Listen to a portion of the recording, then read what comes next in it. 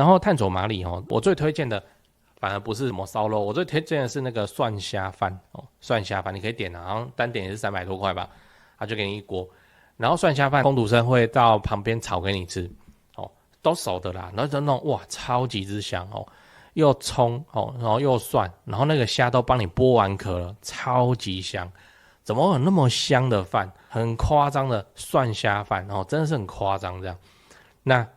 很美味，结果去烧肉店跟人家吃那个也动不到火炉的，但就真的很厉害，也是他们的明星产品蒜虾饭。如果你没吃过的话真的你下次去探索嘛，它可以选配嘛，你点套餐的话可以选嘛真的是点一个蒜虾饭来吃吃看，那个小朋友也会很爱吃，因为它实在太香太香了，就真的很香。我就想说我就外带一份蒜虾饭然后我就跑到医院的住院区里面那边走来走去，我就把盖子打开看看里面会发生什么事，真的太香太香了租金50万涨到1个月360万，高雄的烧烤名店收摊，为什么房东要1年1000？先说结论，1年1000，就算你每年你都去涨租金，你也不怕骂了嗨，我是买房阿元，订阅买房阿元，我先祝你老了有房也有钱。我们上一支影片讲的那个3D 列印房子还没看过的话可以看一下。那今天我来跟你讨论高雄烧烤名店 GG 了。这次来聊一个新闻你住高雄的话一定都会知道，标题我念一下：不敌租金一路从50万涨至360万，高雄烧烤名店宣布6月歇业。这个就美术馆的烧烤名店探佐马里它的高雄美术馆店宣布要在6月歇业，我记得是6月22这间店在美术馆已经开13年了2012开始做，已经13年了，所以在地的都知道。它的等级烧肉店里面算中高当然你那个高到无菜单料理那个我们不讨论已经算高价的烧烤了就跟那个学生吃的那些烧肉店就不太一样了。那到现在13年在地的都知道，我也有去吃过那歇业的原因是什么？房东涨租金应该讲说地主那我们来小聊一下就是他们以前签长约，月租金50万，那一块地50万，然后2021年换地主就进城建设那个去年6月合约到期，阿新的房东就直接涨到月196万，改成1年1000，直接翻4倍。然后今年又说要涨涨到396万一个月月租金396万烧烤店就是做不下去。所以你要知道这次涨租金有发生民怨吗那我们就来聊这次涨租有没有像之前一样是美术馆青海路饭团店，日本人开的饭团店对不对，一样被群众围剿。来我先说结论，没有。虽然我看新闻都包装的试图要把那个地主弄成一个邪恶的坏蛋这样，但是事实上大家这样子那个地主在做是合法的是合法的所以先说结论我看起来这个群情激愤是还好，是没有。你看最上面的留言第一个留言，照顾一下 Podcast 的听众我念一下，他说自由市场不就这样原本2亿的装潢就要有办法在租约内把它摊抵掉，之后改成1年1000就很明显这个租约改成1年1000，就是地主要把土地拿回来要用了啦，然后你那时候你就要另觅他处了那第二个留言写说，这个就是企业的经营风险不用上升到道德层次，就做生意而已这次就还好就是这样人家也不是说真的要去赚这个租金，人家就是说在合法的前提下他涨租金他是合法的前提之下，他要拿回土地，他也不能说人家店开到一半叫人家走嘛，就这样。所以是用了这个方式，先改成1年1000，有嗅觉的就知道他要赶人了就要另觅他处，就要开始动了，就这样。不过探索马里是早就有了，还有那个梦时代那边时代店也是很厉害也是很漂亮，外面养鱼啦可以带小朋友去。然后除了烧肉以外，那边还有天锅嘛吃火锅的，然后还有那个香菜对那3间我都吃过，我是很喜欢的那个请客的话，你去请探索马里系列都没有什么问题，它又有香菜，然后又有火锅，然后又有烧肉，挤在同个地方，你请客你去那里很难出包，就看他们要吃什么，就这样。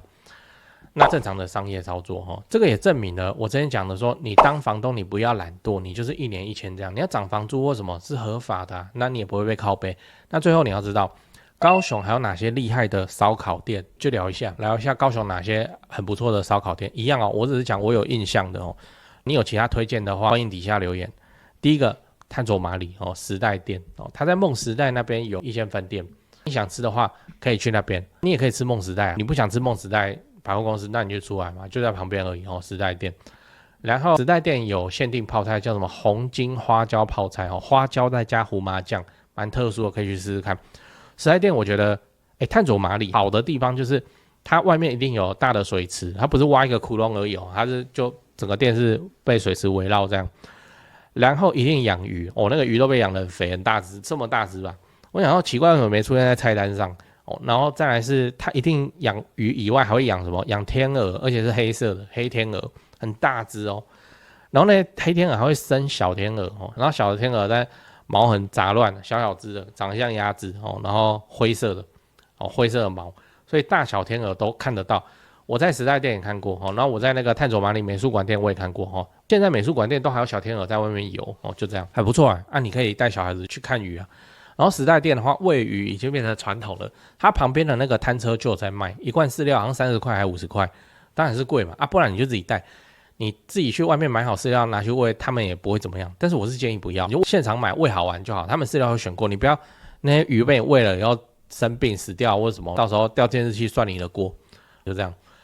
来，第二间田记发野哦，这个田记发野，这个大家做学生的时候都吃过，火烤2吃吃到饱，我觉得还不错哦。火锅跟烤肉就可以一起吃，火烤2吃的风潮，我们现在都觉得很普通当时出来确实是创举。第三间胡同就台北开下来了嘛，汉神巨蛋旁边，胡同烧肉8号店，肉是算很顶的，你要吃很贵的都有，什么 A5 和牛很多种这样。那烧肉店还有台中下来的生烧肉，生烧肉。生烧就很贵哦，一个人他妈弄到2600、3000的，这个都有就是台中的那个奢华的品质这样。烧肉在台湾6都都一样要吃的话真的是吃不完。对这几件事情先讲，不然怕忘记。就现在不是房地产吹冷风嘛，这已经是事实了。那我自己的观察是这样跟你分享一下。先说台北台北市、新北市。那台北目前依然持续在成交那成交的行情没有特别的高，也没有特别的低，就行情这样。只是说现在的买方分布已经变成说 50% 是自住换屋那 50% 是财富传承，投资客几乎都离开台北了。那我想这个也不赖嘛，就没有投资客在那边恶性炒作那前面讲到那个 50% 自住换屋很重要的考量就是小朋友的学区所以蛋黄依然非常坚挺那 50% 的财富传承那财富传承讲的就是就天龙人嘛有钱的天龙人。那通常都是怎样？长辈就是看生几个小孩，然后每个小孩一人帮他们买一间这样要给小孩的这种属性。所以他那个也没有要投资，也没有要炒作啦，就是保值就好财富传承那你有钱，你要放在全台湾最顶尖的房地产市场来自住换屋或是财富传承都可以只是说现在成交在4500万以上已经是目前的常态我居然还有观众去买超过1亿的大安区房子，然后他们说我台北前辈的团队服务是非常的顶级他们的家族很满意这样。对，所以你要看那些财富传承用的房子或者好学区的房子你就加我前辈的 LINE 小老鼠拜台北，小老鼠买台北这样，加了你就看到他的大头贴那个是助理在顾的那他们会不定期的 po 这些房子给你参考。OK 那讲完台北讲高雄高雄的情况是也一样，市场降温那之前的乱买乱出价族群就不见了，我认为这样很好，因为这样子我们就可以专心瞄准重大建设，就比较不会有那外行乱出高价的乱，你知道。那自从我拍了会员影片我会员影片不是都会拍重大建设吗？那陆陆续续我拍了高雄的重大建设有楠梓台积电到凹子底3大开发案，富邦凹子底 BOT 案，到71期4地重划，新高雄火车站，到亚洲新湾区你们观众很奇怪我拍一个重大建设，你们就跟着买一个重大建设附近。高雄我是很有信心没想到说这个观众好像比我还有信心买的比我还贵，买的比我还多真是蛮夸张那看好高雄，你瞄准重大建设，就找我推荐的台湾房屋美术之星店那在高雄你要卖还是要买那你就给他们一条龙就好了，就跟我一样，我过去10几年都是他们处理的，这是真的那我付的中介费这样子加起来早就超过7位数，那你看我还是愿意推荐他们，就是真的很没问题嘛，很专业，很 OK。他们的 LINE 是小老鼠 go go go go go， 小老鼠5个 go。那他们有答应我说会 po 在这只 LINE 的房子是都会挑过就是专门给买房阿元的观众。那这些房子都怎样？都适合自产，也都在重大建设旁边，你可以加那个 LINE 来看看高雄没有台北那么贵啊。祝你自产顺利，来高雄玩得开心，赞赞。讲八卦讲八卦，炭佐麻里有人说难吃，但是不要理那些人就好像一间店大家都说好吃，他就要硬来讲难吃来刷存在感或什么的，然后问他哪里难，他讲不出来。炭佐麻里已经算是请客很安全，然后算水准很高的餐厅我个人是蛮喜欢，我没有到很常去就是请客吃饭的时候才会去。然后炭佐麻里我最推荐的反而不是什么烧肉，我最推荐的是那个蒜虾饭蒜虾饭你可以点好像单点也是300多块吧，他就给你一锅，然后蒜虾饭工读生会到旁边炒给你吃都熟的啦，然后就那种哇超级之香又葱然后又蒜，然后那个虾都帮你剥完壳了，超级香。怎么有那么香的饭？很夸张的蒜虾饭真的是很夸张这样。那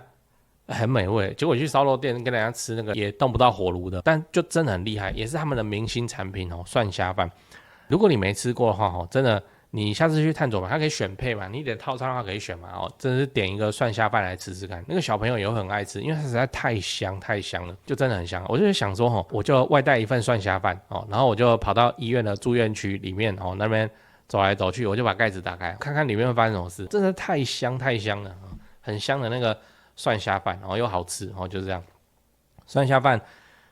很不错啦我之前跟朋友去吃的时候，我们会点2碗，然后在那边吃一人一锅，那边毛起来肉爱吃不吃的，反正就这样，我觉得好好吃就这样。然后炭佐麻里那块土地现在的地主是金城建设董事长私人持有，叫蔡天赞俗称高雄土地公。好，金城建设那都有这个举动了，那表示什么？表示说即使那个炭佐麻里他说花了2亿去装潢，这个我相信看起来是有2亿去装潢现在要赶人了，赶人以后他那块土地未来就是会推住宅案，应该是住宅案那边都是住的使用分区。然后他的美术馆的炭佐麻里在北山路嘛，北山路对面那一块超大的土地，那也是金城的那就是传说中的金城安藤忠雄美术馆案安藤忠雄美术馆案。